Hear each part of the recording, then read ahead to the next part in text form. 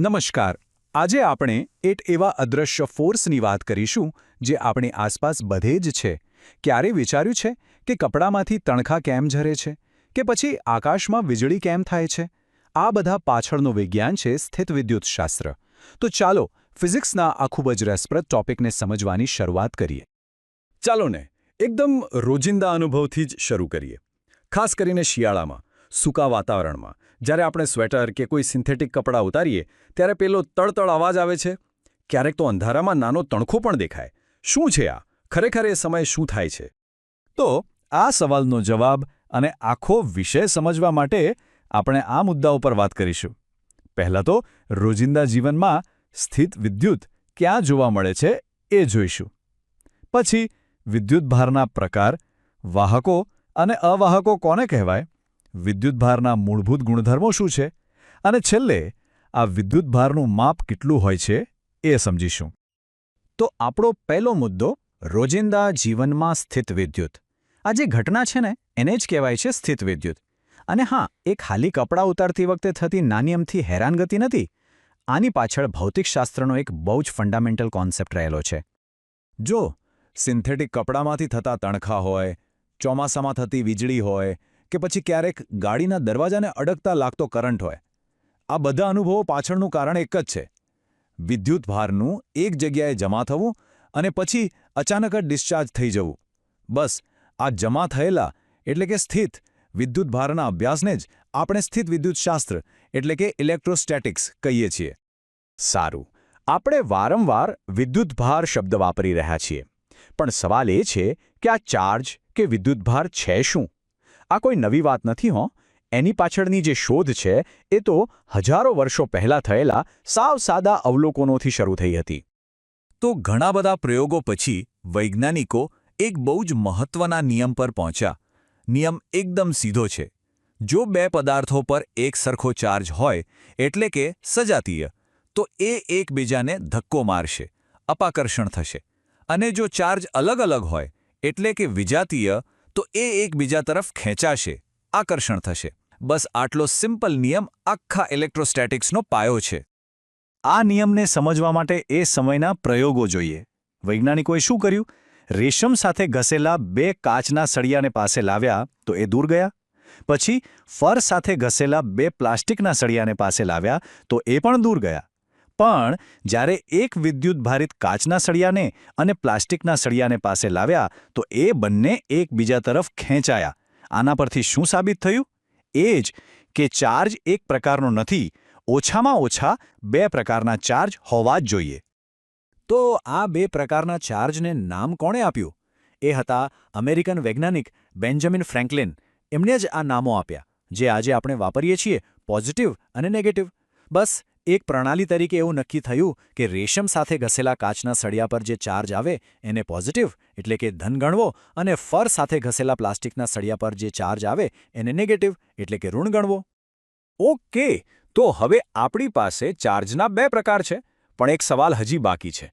કેમ અમુક પદાર્થોમાંથી ચાર્જ સડસડાટ પસાર થઈ જાય છે અને અમુકમાં એ જ્યાં હોય ત્યાં ચોંટી રહે છે?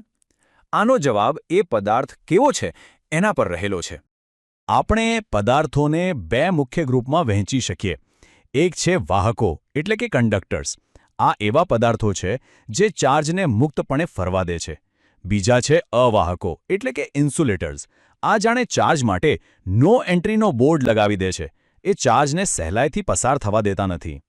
એટલે જ જો કોઈ હાથમાં ધાતુની ચમચી રાખીને એને ઘસીને ચાર્જ કરવાનો પ્રયત્ન કરે તો એ શક્ય નથી. કેમ? કારણ કે જેવો ચાર્જ ચમચી પર આવશે એ તરત જ ધાતુમાંથી, પછી આપણા શરીરમાંથી, હા, આપણું શરીર પણ વાહક છે, અને છેલ્લે જમીનમાં એટલે કે પૃથ્વીમાં ઉતરી જશે. કારણ કે ધાતુઓ, આપણું શરીર અને પૃથ્વી આ બધા જ ઉત્તમ વાહકો છે. ચાર્જ એકબીજાને આકર્ષિત છે અને અપાકર્ષિત છે એ તો આપણે જોયું. પણ એના સિવાય એના ત્રણ એવા ફંડામેન્ટલ ગુણધર્મો છે જે એના આખા બિહેવિયરને કંટ્રોલ કરે છે. આ ત્રણ ગુણધર્મો સમજવા ખૂબ જ જરૂરી છે. તો ચાલો આ ત્રણેય ગુણધર્મોને એક પછી એક વિગતવાર જોઈએ. પહેલો ગુણધર્મ છે વિદ્યુતભારોનો સરવાળો. આ એકદમ સિમ્પલ છે. આનો અર્થ એ કે વિદ્યુતભારને આપણે સામાન્ય નંબરોની જેમ જ ઉમેરી શકીએ છીએ. માની લો કે એક સિસ્ટમમાં 3 ચાર્જ છે. એક છે +2, બીજો છે -3 અને ત્રીજો છે +4. તો આખી સિસ્ટમનો ટોટલ ચાર્જ કેટલો? બસ સાદો સરવાળો 2 - 3 + 4 એટલે જવાબ આવ્યો +3. બીજો ગુણધર્મ છે વિદ્યુતભારનું સંરક્ષણ. મતલબ ચાર્જને ન તો બનાવી શકાય છે ન તો એનો નાશ કરી શકાય છે. એને ફક્ત એક પદાર્થ પરથી બીજા પર ટ્રાન્સફર કરી શકાય છે. જેમ કે જ્યારે આપણે કાચના સળિયાને રેશમ સાથે ઘસીએ છીએ ત્યારે આપણે કોઈ નવો ચાર્જ બનાવતા નથી. આપણે તો બસ થોડા ઇલેક્ટ્રોનને એક પદાર્થમાંથી ઉઠાવીને બીજા પર મૂકી દઈએ છીએ. સિસ્ટમમાં જેટલો ચાર્જ પહેલાં હતો એટલો જ પછી પણ રહે છે. અને હવે આવે છે ત્રીજો અને સૌથી રસપ્રદ ગુણધર્મ, વિદ્યુતભારનું ક્વોન્ટમીકરણ. આ થોડો ઊંડો કોન્સેપ્ટ છે, પણ મજાનો છે. આનો અર્થ શું? આનો અર્થ એ કે ચાર્જ પાણીની જેમ સતત નથી, પણ એ રેતીના દાણાની જેમ નાના નાના ફિક્સ પેકેટમાં જ મળે છે. આપણે દોઢ દાણો રેતીનો ન લઈ શકીએ, ખરું ને? બસ ચાર્જનું પણ એવું જ છે. આખી વાતનો સાર આ એક નાના સૂત્રમાં છે. Q = NE.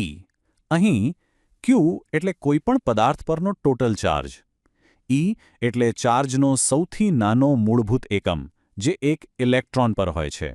અને N શું છે? N એ કોઈપણ પૂર્ણાંક સંખ્યા છે. 1, 2, 3, 10 લાખ, ગમે તે. મતલબ કે કોઈપણ પદાર્થ પરનો ચાર્જ હંમેશા Eના પેકેટમાં જ હશે. આપણી પાસે 10 E જેટલો ચાર્જ હોઈ શકે, 10 મિલિયન E જેટલો ચાર્જ હોઈ શકે, પણ ક્યારેય 10.5 એટલે કે 10.5 E જેટલો ચાર્જ શક્ય જ નથી. તો આપણે આ ચાર્જના નાનામાં નાના પેકેટ Eની વાત તો કરી, પણ આ પેકેટ છે કેટલું નાનું એનો અંદાજ મેળવીએ ને તો આખી સ્થિતવિદ્યુતશાસ્ત્રની દુનિયા એકદમ નવા જ દૃષ્ટિકોણથી દેખાવા લાગે છે. આપણે ચાર્જને જે એકમમાં માપીએ છીએ એ છે કુલંબ. પણ એક કુલંબ ચાર્જ એટલે કેટલો? ચાલો એક કલ્પના કરીએ. ધારો કે આપણે 1 સેકન્ડમાં 1 અબજ એટલે કે 1 બિલિયન ઇલેક્ટ્રોન ભેગા કરી શકીએ, તો પણ માત્ર 1 કુલંબ ચાર્જ ભેગો કરતા આપણને લગભગ 198 વર્ષ લાગી જાય. આટલો મોટો છે એ કુલંબ. એક કુલંબ ભેગો કરવો આટલો અઘરો છે, બરાબર? તો હવે આ જુઓ. આપણો પાણીનો એક સાદો ગ્લાસ જેમાં લગભગ 250 ગ્રામ પાણી હોય, એની અંદર કેટલો ચાર્જ હશે? જાણીને નવાઈ લાગશે, એમાં લગભગ 1.34 × 10⁷ કુલંબ જેટલો પોઝિટિવ ચાર્જ અને એટલો જ નેગેટિવ ચાર્જ હોય છે. આ તો કરોડો કુલંબ થયા. તો આ બધી વાતો પરથી બે મુખ્ય મુદ્દાઓ સામે આવે છે. પહેલું તો એ કે ચાર્જનો જે મૂળભૂત એકમ છે E એ ખૂબ જ નાનો છે. અને બીજો મુદ્દો એ કે આપણી આજુબાજુના જે સામાન્ય ન્યુટ્રલ દેખાતા પદાર્થો છે એની અંદર પણ પોઝિટિવ અને નેગેટિવ ચાર્જનો વિશાળ ખજાનો છુપાયેલો છે. બસ ફરક એટલો છે કે એ એકદમ પરફેક્ટલી બેલેન્સ્ડ છે. फ्रेंड्स, इस वीडियो को पूरा देखने के लिए आज ही फ्लेक्सी टीचर ऐप सब्सक्राइब करें, जहां आपको मिलेंगे animated videos, digital books, text book solutions, notes, DPP और क्विज. और हाँ, flexi teacher app mobile, TV और कंप्यूटर पर अवेलेबल है. और अगर आपके पास इंटरनेट नहीं है तो तुरंत ऑफलाइन सेट टॉप बॉक्स के लिए संपर्क करें.